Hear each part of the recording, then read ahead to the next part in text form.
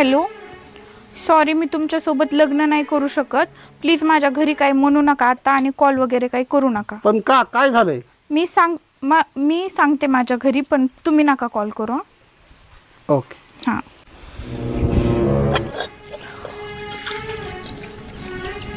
Mamma, का मला त्या काल बघायला आलेल्या पोरासोबत लग्न नाही करायचं.